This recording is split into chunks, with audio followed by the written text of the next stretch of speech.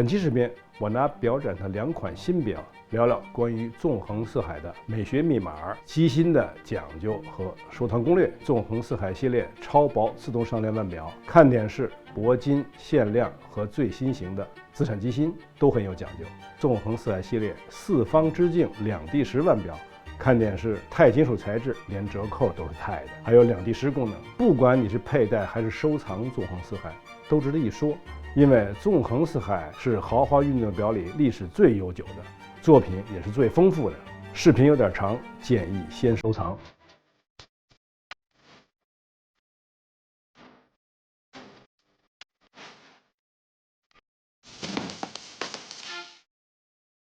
腕表流行力天书接地气。2026年钟表与奇迹日内瓦表展上，江诗丹顿展出了5款突破制表疆域的杰作。艺术大师系列致敬时光真图腕表57260 Berkeley， 还有我们去年介绍过的 Solaria Ultra Grand Complication La Première 270周年献礼之作 La Quête du Temps， 就差能写毛笔字了。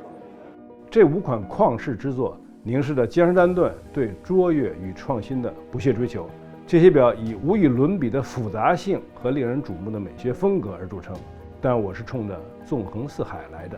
当别人都在追求爆款，江诗丹顿则在另外一条战线上通关。收藏也好，佩戴也罢，谈资总是要有的。纵横四海的谈资，我觉得可以从颜值的进化、机芯的配备和创新几个维度下手。我会从颜值、历史、机芯和复杂功能展开说，还涉及到带相美学。好表无一例外都是讲究带相的，但光有带相还不够。你必须戴大牌的好表。大牌意味着什么？一是品牌的理念，二是机芯的讲究，再有就是品牌历史。270年在瑞士屈指可数，但不能倚老卖老，还得创新才更有魅力。话不多说，咱们直接开始。你发现没？要说辨识度的话，纵横四海已经没必要打江诗丹顿的 logo 了。本身是整体式造型，外加遍布全身的马耳他十字，应该说是辨识度最高的表款之一。某些明星设计的作品可以给任何品牌带来畅销，但纵横四海只属于江诗丹顿的豪华运动表。日内瓦历史上是珠宝首饰之都，江诗丹顿自觉不自觉地把纵横四海打造成了首饰。这抛光与拉丝的对比，遍布全身的马耳他十字，甚至是只看表扣都能识别出这是江诗丹顿。作为一线大牌，用了铂金，那肯定不能跟其他贵金属款一样啊。机芯自然是独有的了，甚至连打磨和外观尺寸都是独有的。一说纵横四海的历史，懂的朋友都会挖到江诗丹顿的222，但其实纵横四海的历史比你我想象的都早，应该说是从江诗丹顿的皇家天文台开始的。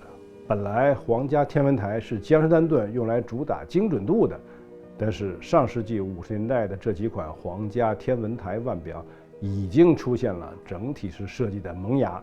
乍一看是经典的圆形表格，但皇家天文台已经不安分地用表耳来营造出一种日内瓦的奢华，甚至还出现了马耳他十字，这是纵横四海的颜值基因。1976年，皇家天文台的设计出现了后来被认为是优雅运动爆款的基因突变。整体式设计的表壳，平板式中壳，较窄的表圈留出冗余，让表显得很奢华。但此时石英表已经甚嚣尘上，这款装备了1096机械机芯的皇家天文台暂时被忽略了。最讽刺的是，它依然比5年后由某大师设计的石英表3770要高级很多。如果收藏纵横四海的大全套，应该把皇家天文台的部分款式收入囊中。1977年的江诗丹顿222很优雅，厚度7.2毫米，直径37毫米，直到现在还是很受追捧。虽然在属性上222跟纵横四海有很紧密的关联，也很成功，但江诗丹顿内部的说法是222是要寻找一种全是运动和优雅兼具的尝试。它们共同地方就是酒桶型表壳，还有表圈外的冗余，以及整体式链带。但222的链带的六角形中立跟纵横四海差别还是很明显的。这个 bug 依然在新进的很多小微品牌的整体式设计案例中能看到，东施效颦了。应该说，222的外形设计是70年代很流行的设计风格，公认的尊达设计其实也是基于这个思潮而已。没有尊达照样出爆款。222的设计师是约克 Heisek， 他跟尊达一样，后来也创立了自己的品牌。222在1985年停产，但江诗丹顿从1984年开始出了333，保留了这个整体式的链带，但是把酒桶型表壳换成了8边形表壳。后来出了 Fidias 圆形表壳。如果说江诗丹顿的222以整体式设计正式进入豪华运动表赛道，那么 Fidias 则是在整体式设计上增加了雕塑感，开始了进化的过程。从 Fidias 开始，链带的中间链结呈现了类似罗马柱的造型，甚至用上了 GMT 等复杂功能。但怎么说呢？因为 Fidias 看起来太像80年代的表款，还真不能冠以纵横四海之名。纵横四海必须更具有运动性，还必须足够优雅、足够精致复杂。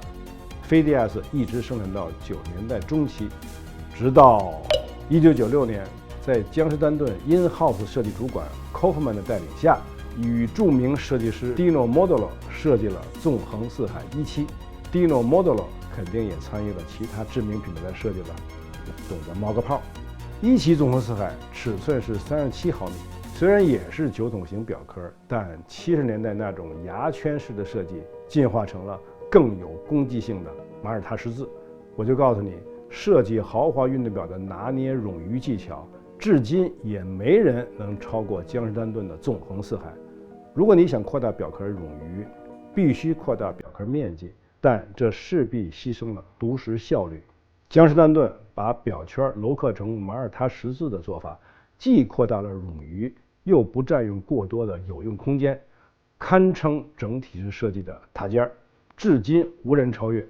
但注意啊，第一期纵横四海的马耳他十字是8头的，这为后面的改进埋下了伏笔。机芯仍是第三方机芯，比较高级，比较薄。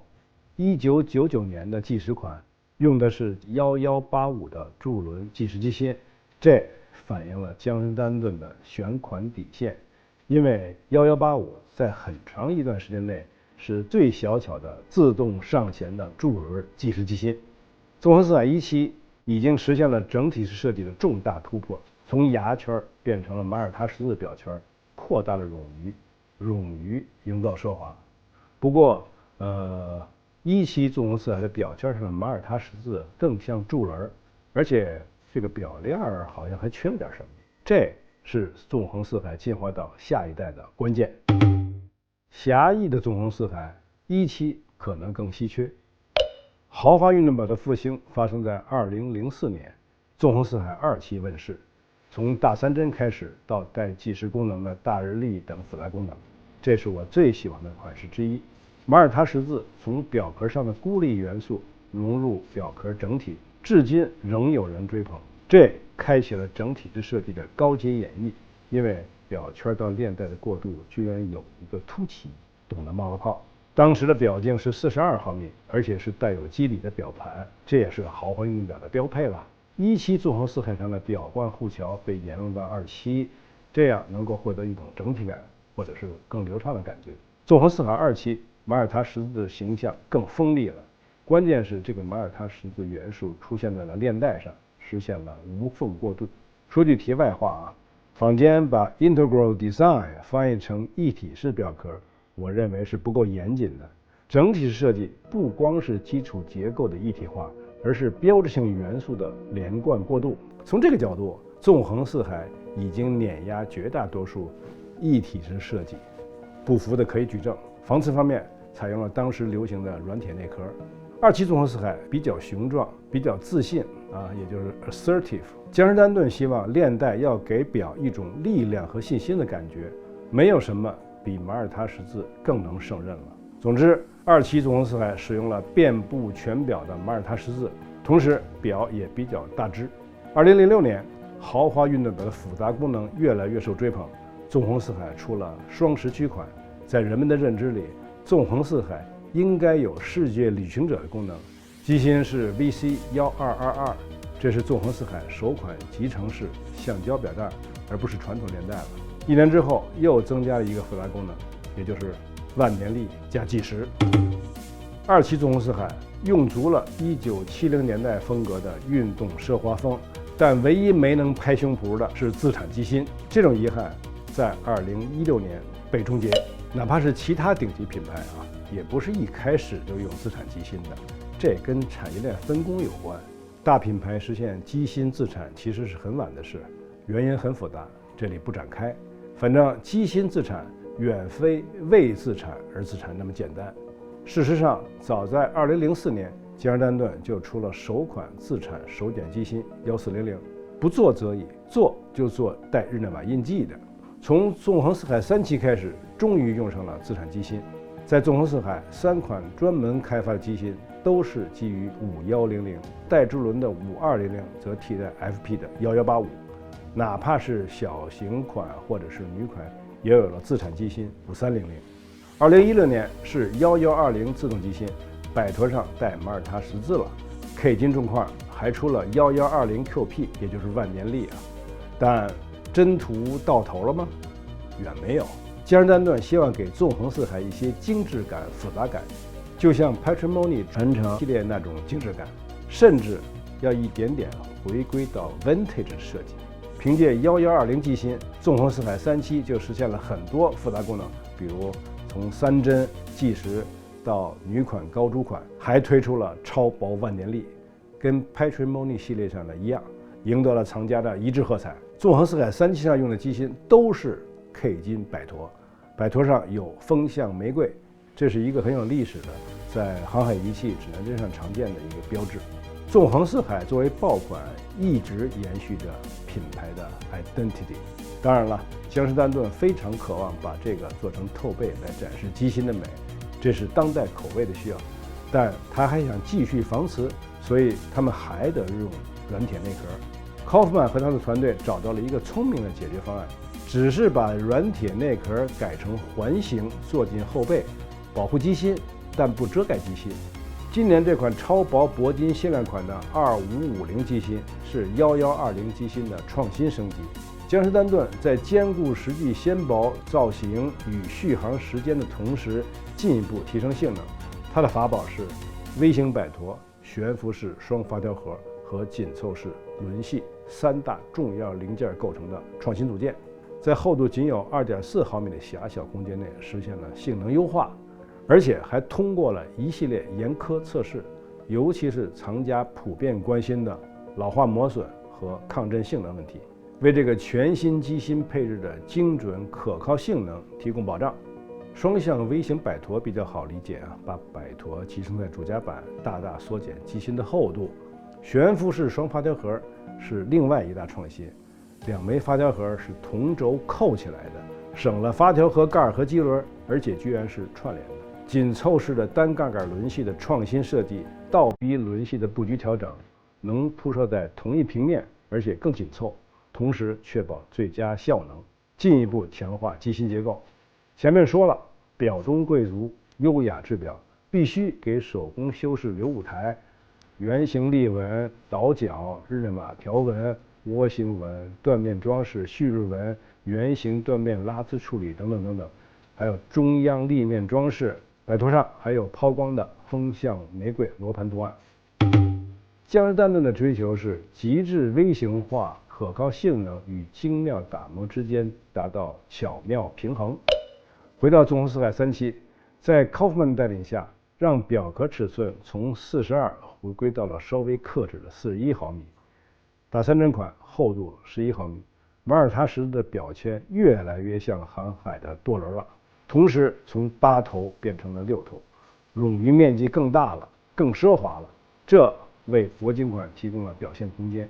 与其他表款不同，铂金款的十字刀锋之间是立面处理的，不信你看，后来所有的纵横四海铂金管用的都是这种日式。或许摒弃八边形的美学设计，正是让纵横四海彻底跟尊达设计的那两大竞品决裂的终极手笔。没有尊达照样出爆款，也突破了六边形的设计禁区。至少在设计层面，纵横四海是整体式设计的塔尖儿。三期纵横四海最终和最现代的版本上的另外一个功能，也就是江诗丹顿加上了 EC-FEED 可互换链带系统，可以让你在链带和胶带之间任意转换，而不需要任何工具。江诗丹顿注重佩戴体验，从2020年开始，在很多系列上提供3种快拆链带，这些配置也保留到了2026年的新款上，甚至折扣上的马耳他十字都那么锋利。纵横四海3期是最新迭代，造型日臻完美，全线自产机芯提升的佩戴体验。当年在纵横四海2期上使用的双17功能，现在在3期上也有，但用的是自产机芯 5100DT， 这是从5110机芯上衍生的。它的签名功能是阅读双时区，通过同一个轴的指针阅读双时区。2026年纵横四海四方之境两地式腕表，活脱脱就是这款表的化身。橘色渐行指针只是原居地，也就是家乡时间，并以同样为橘色的指针显示家乡的昼夜区别。6点位的指针时日期显示与当地时间同步。3期纵横四海还有一款世界时，机芯是 2460WT， 也是2011年的 Patrimony 系列上使用的。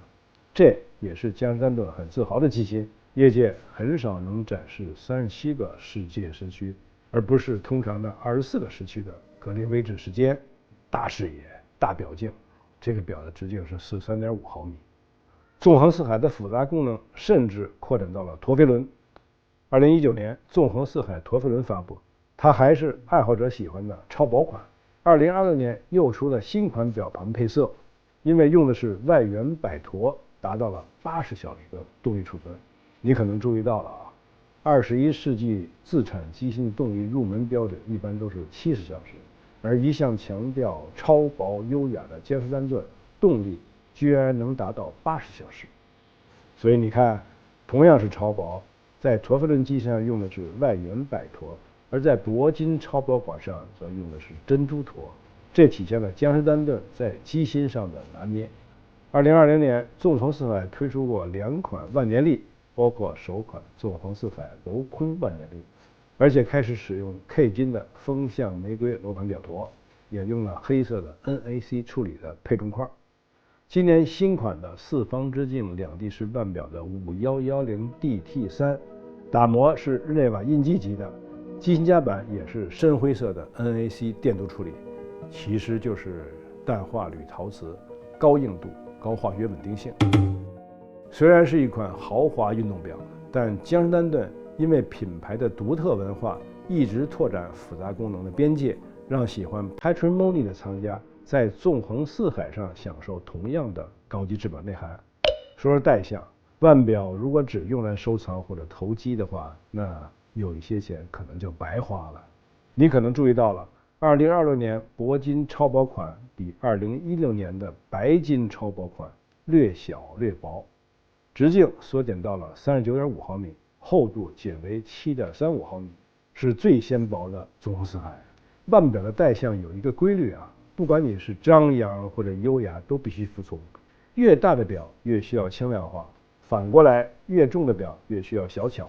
表壳、链带和表扣都是950铂金，在纵横四海还是第一次。这款表的950铂金它不一样，它里边含有5%的铜和镓，这种独特的配方也在制表界是难得一见的。硬度和机械性能大大提升，耐刮擦和抗震性能更卓越，低调但隽永。